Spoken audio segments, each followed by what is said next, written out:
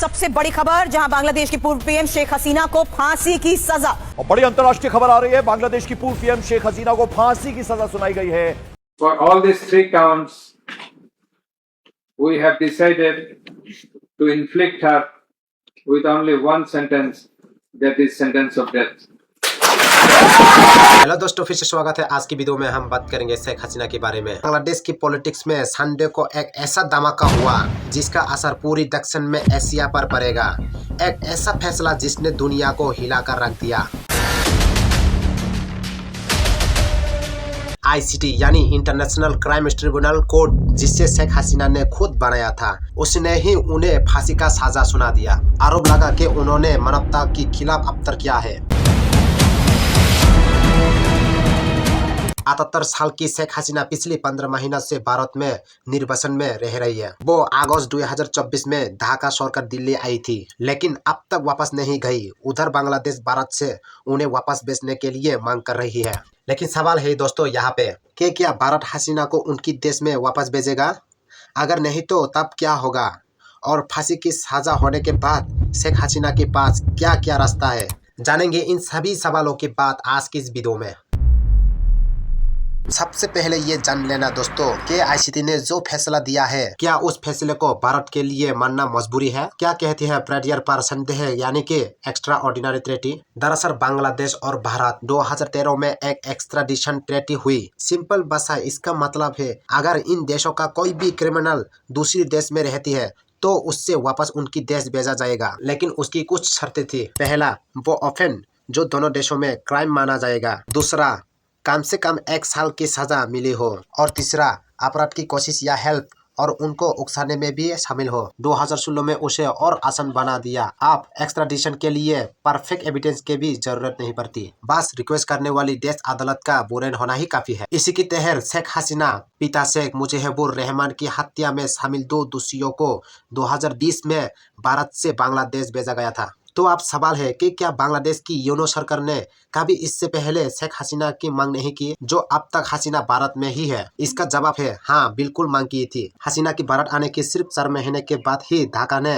New Delhi को एक verbal note भेजा, यानी आधिकारिक अनुरोध की हसीना को तुरंत बांग्लादेश लौटाया जाए। और फिर दोबारा 9 जुलाई 2025 को भी यूनो सरकार ने वापस भेजने की मांग भारत सरकार से किया, लेकिन भारत सरकार ने ऑफिशियली उसका कोई जवाब भी नहीं दिया। लेकिन अभी शेख हसीना को फांसी की सजा मिलने के बाद उन्हें वापस भेजने के लिए बांग्लादेश भारत पे दबाव बनेगा। दोस्तों, तो सवाल ये भी है सब कि अब भारत क्या करेगा? देखिए, इस बार भारत की पूर्व राजनयिक अजय बिसारिया सब कहती है भारत हसीना को कभी नहीं भेजेंगे। उनके अनुसार भारत में हसीना को राजनीति की शरण दी है और उनके लिए पूरी एशिया में भारत ही सेफ जगह।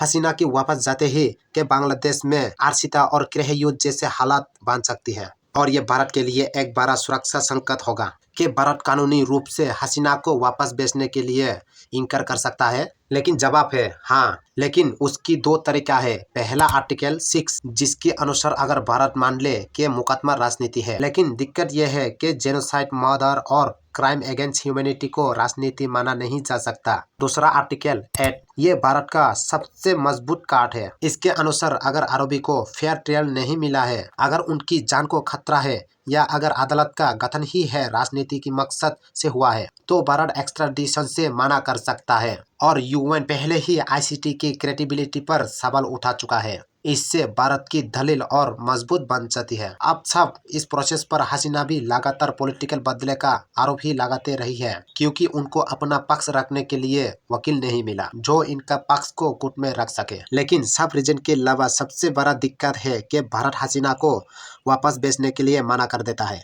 तो ये सिर्फ एक महिलाओं की जान का सवाल ही नहीं रहेगा, ये साउथ एशिया की पावर डायनेमिक को बदल देगा। ढाका और दिल्ली के रिश्ते बिगड़ेंगे और बांग्लादेश सीधा चाइना पाकिस्तान कैंप के तरफ झुक सकता है। ये भारत के लिए सबसे बड़ा कूटनीतिक खतरा होगा। आप इस पे भी देश मामले में एक्सपर्ट भी अपनी चिंता जाहिर करें, जिनके अनुसार बांग्लादेश में सत्ता पलटने के बाद से कट्टरपंथी ताकतों का प्रभाव बढ़ा है, जिनका झुकाव पाकिस्तान की तरफ है। इतना ही नहीं है दोस्तों, शेख हसीना को भारत में रहने से बांग्लादेश में एंटी इंडिया सेंटीमेंट बढ़ेगा, जो जिसका असर भारत की बॉर्डर के इलाके में पड़ेगा। और अगर हसीना बांग्लादेश लौटने की बात करे तो उन्होंने खुद एक चौंकाने वाली बात कही है। हसीना तो वापस जाने को तैयार है, लेकिन एक शर्त पर। हसीना कहती है, मैं तभी बांग्लादेश लौटूंगी जब वहाँ लोकतंत्र वापस आएगी। और आईसीटी के ट्रायल पर उनका आरोप और भी ज्यादा गंभीर है। उन्होंने इस ट्रायल को झूठा तमाशा और यहाँ तो के कैंगारू ट्रिब्यूनल के दिए है, यानी ऐसा कूट है जो राजनीतिक बदले में चलाई जा रही है। आईसीटी फैसले से ठीक पहले जारी की गई है। अपनी वीडियो संदेश में उन्होंने कहा था, मेरी जिंदगी अल्लाह की दी हुई है और वही वापस लेगा, यानी उन्होंने सजा को भी एक तरह से चुनौती दे दी थी। लेकिन सबसे दिलचस्प बात यह है दोस्तों कि यहाँ पर आईसीटी के फैसले पर सवाल उठाने के बावजूद शेख हसीना आईसीसी यानी इंटरनेशनल क्रिमिनल कोर्ट में अपना केस लड़ने के लिए पूरी तरह तैयार है। उन्होंने यूनूस सरकार को खुली चुनौती दी है, अगर आप सच में ईमानदार है तो मुझ पर आईसीसी में मुकदमा चलाइए। लेकिन यहाँ पे भी सबसे बड़ा सवाल है कि हसीना के ऊपर ऐसा कौन सा आरोप लगा है कि जिसकी इतनी चर्चा हो रही है। इसका जवाब आईसीटी की 453 पेज की रिपोर्ट में छुपा है। आईसीटी ने 2 बड़े आरोप लगाई है। पहला, हसीना ने भड़काऊ भाषण दी है जिससे हिंसा बढ़ी। दूसरा और सबसे गंभीर आरोप, उन्होंने अपनी सरकार के खिलाफ शांतिपूर्वक प्रदर्शन कर रही लोगों पर घातु हथियारों के इस्तेमाल का आदेश दिया है ताकि विरोध को कुचल दिया जाए। अब इस प्रोटेस्ट में कई स्टूडेंट और लोग भी मारे गए, जिसका जिम्मेदार हसीना को बताया गया और इसी वजह से उन्हें फांसी की सजा सुनाई गई है।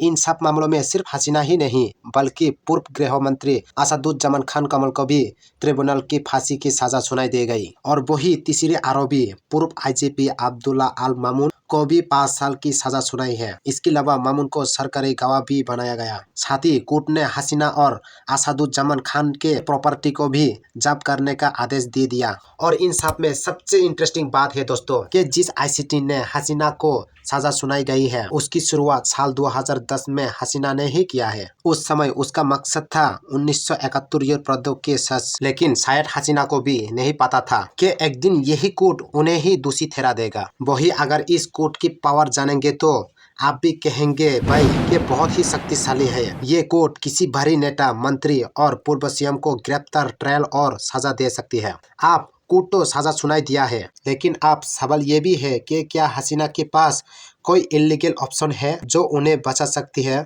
तो उसका जवाब है हाँ भाई, उनके पास अभी कई इलीगल और पॉलिटिकल ऑप्शन बाकी है। अगर इलीगल ऑप्शन की बात करें तो वो वहाँ की ऊपरी अदालत में हसीना चुनौती दे सकती है। निष्पक्ष ट्रायल नहीं होने को लेकर इंटरनेशनल मानव अधिकार संगठन या कानूनी संस्थाओं में भी शिकायत कर सकती है। हालांकि ये ऑर्गेनाइजेशन डायरेक्ट किसी देश की कोर्ट के फैसले को रातों नहीं रख सकती है, लेकिन फेयर ट्रायल के लिए दबाव जरूरी बना सकती है। वही अगर पॉलिटिकल ऑप्शन की बात करें तो शेख हसीना अपनी जान को खतरे में बताते हुए भारत या किसी तीसरी देश में स्थान, राजनीति शरण यानी पॉलिटिकल एसाइलम भी मांग सकती है। खैर, अब पूरी दुनिया की नजर इस बात पर है कि हसीना कौन सा चुनेंगे और भारत इस संकट में क्या रणनीति अपनाता है। तो दोस्तों, आज की जानकारी कैसा लगा कमेंट में बता के जाना, और अगर अब नया है तो मेरे चैनल को सब्सक्राइब करके जाना और जाते जाते लाइक भी कर देना।